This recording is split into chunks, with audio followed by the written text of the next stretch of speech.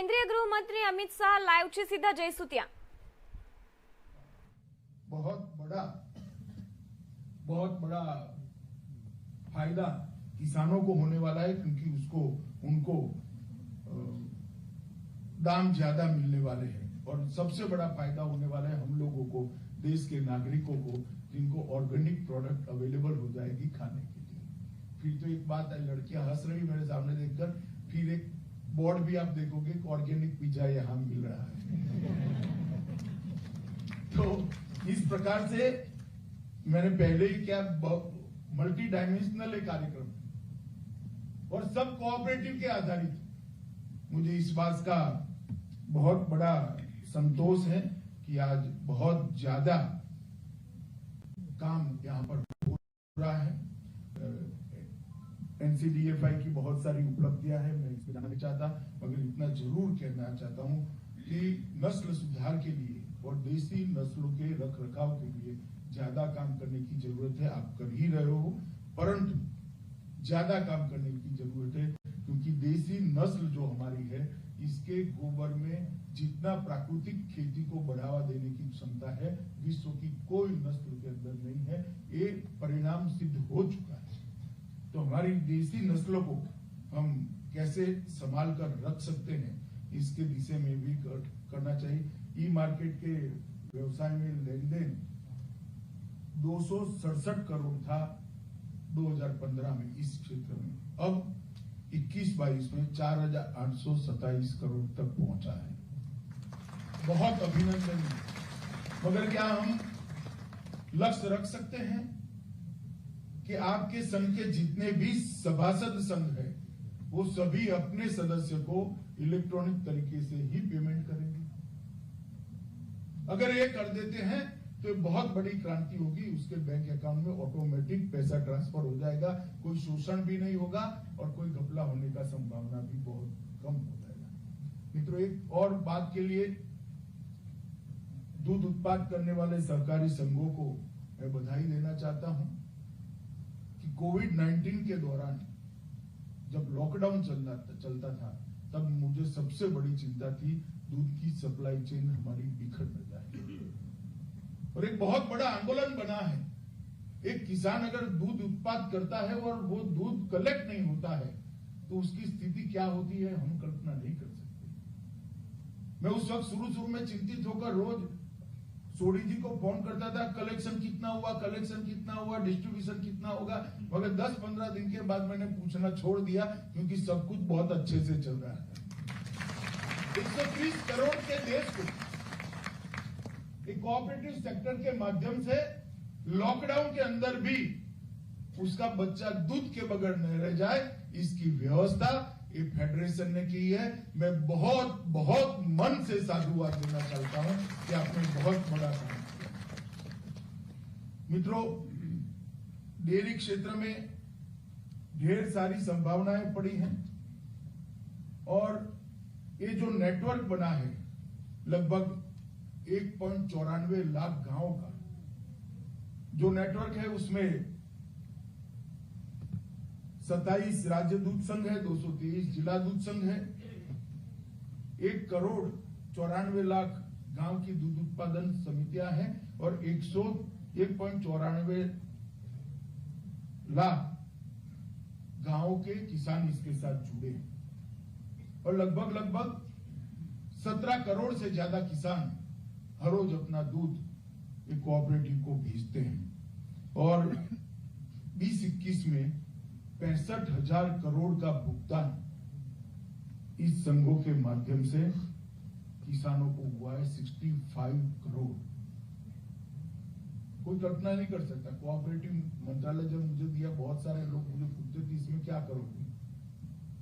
मैंने बोला मैं तो क्या करूंगा वो देखकर बताऊंगा, मगर बहुत सारे लोगों ने काफी कुछ किया है। अमूल सबसे बड़ा सक्सेस स्टोरी है, इफको बहुत बड़ी सक्सेस स्टोरी है। और छोटी छोटी विधवा और त्यक्ता महिलाओं ने लिज्जत पापड़ बनाया है, वो भी कोऑपरेटिव है। आपको मालूम भी नहीं होगा कि आप कोऑपरेटिव से बना हुआ पापड़ खा रहे हैं। मित्रों, ढेर सारे इनिशिएटिव इसके माध्यम से लिए जा रहे हैं। और मोदी जी ने जब अलग मंत्रालय बनाया, मेरे लिए सौभाग्य की बात है, मुझे ही इसकी जिम्मेदारी दी है। मैं राजनीति में कम आयु बड़ी आयु में आया, मगर कोऑपरेटिव का चुनाव मैं 19 साल की उम्र में पैक्स का चुनाव लड़ा। तो मैं सबसे पहले कोऑपरेटिव कार्यकर्ता बना था, बाद में राजनीति के क्षेत्र में आया। सहकारिता मंत्रालय ने ढेर सारे इनिशिएटिव लिए हैं। पहली बार बजट आया है, 900 करोड़ से ज्यादा रुपया भारत सरकार इसके लिए आवंटित की है, मगर ये मैचिंग ग्रांट है, राज्यों के मिलकर और कोऑपरेटिव सोसाइटियों के मिलकर ये बजट बहुत बड़ा होना है। सरकार ने सहकारी समितियों के लिए टैक्स के जो प्रॉब्लम थे इसको भी एड्रेस किया है। सरकार ने सहकारी चीनी मिलों के बहुत पुराने प्रॉब्लम से उसको रिट्रोस्पेक्टिव इफेक्ट से सॉल्व किया है। पैक्स के कंप्यूटर हर पैक्स को मिले और उसका डिजिटीकरण हो, इसके लिए 350 करोड़ रुपया देकर सभी की सभी 65,000 प्राइमरी एग्रीकल्चर कोऑपरेटिव सोसाइटी को हम कंप्यूटराइज करेंगे। पैक्स का जो सॉफ्टवेयर होगा वो ही जिला बैंक का होगा, वो ही स्टेट कोऑपरेटिव बैंक का होगा और अंततः वो ही नाबार्ड का होगा। तो पूरी व्यवस्था ऑनलाइन और पारदर्शिता के साथ ट्रांसपेरेंट हो जाएगी। मुझे विश्वास है कि दिसंबर आते आते इसका पायलट प्रोजेक्ट भी कई राज्यों में एक साथ हम ले रहे हैं, हम कर पाएंगे और एक बहुत बड़ा प्रोजेक्ट है।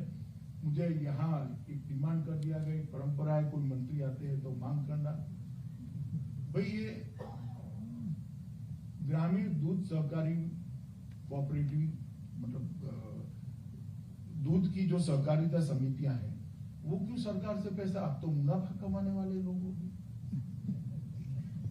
गुजरात में शायद सबका कंप्यूटराइजेशन हो गया, सरकार ने कितना पैसा दिया है, फिर भी आपके मन में अगर कोई सहायता की कल्पना है तो जरूर आपका प्रपोजल मुझे दीजिए। मेरा मानना है कि जो बेटा कमाता है उसने ज्यादा मांगना नहीं चाहिए, जो भाई नहीं कमाता है उसके लिए थोड़ा स्पेयर करना चाहिए। मगर ये बहुत जरूरी है कि 1,94,000 सारी ग्रामीण दूध उत्पादक मंडलियों को कंप्यूटराइज किया जाए और उसको करना चाहिए। एक बहुत बड़ा सहकारी प्रशिक्षण का कार्यक्रम भी हम लेकर आ रहे हैं और वैकुंठ मेहता राष्ट्रीय सहकारी प्रबंधन संस्थान को इसका नोडल एजेंसी भी हमने बनाया है। सहकार नीति के लिए भी हम मसौदा तैयार कर रहे हैं। यहाँ मराठी जी बैठे हैं, मैं सभी को कहना चाहता हूँ कि इसके अंदर आपके इनपुट्स सहकारिता सचिव को आप दीजिए। राष्ट्रीय सहकारी डेटा बैंक भी बनाना चाहते हैं, इसकी शुरुआत हो चुकी है।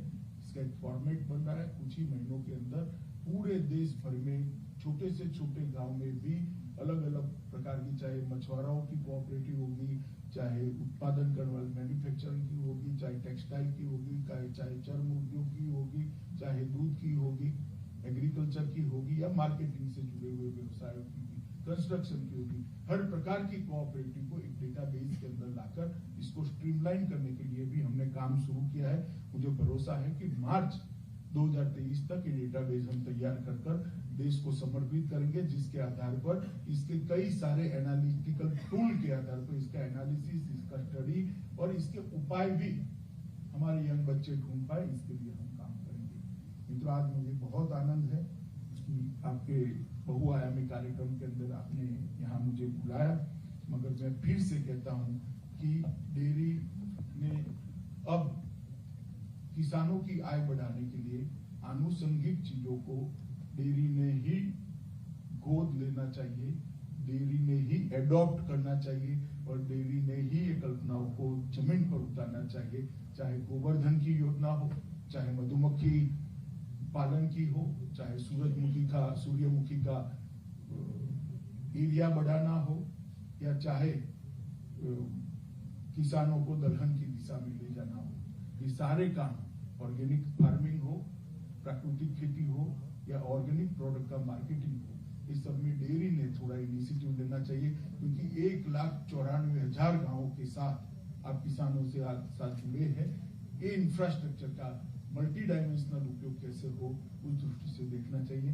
अंत में आप सभी का बहुत बहुत धन्यवाद करकर मारी बात को ખૂબ જ ધન્યવાદ માન્ય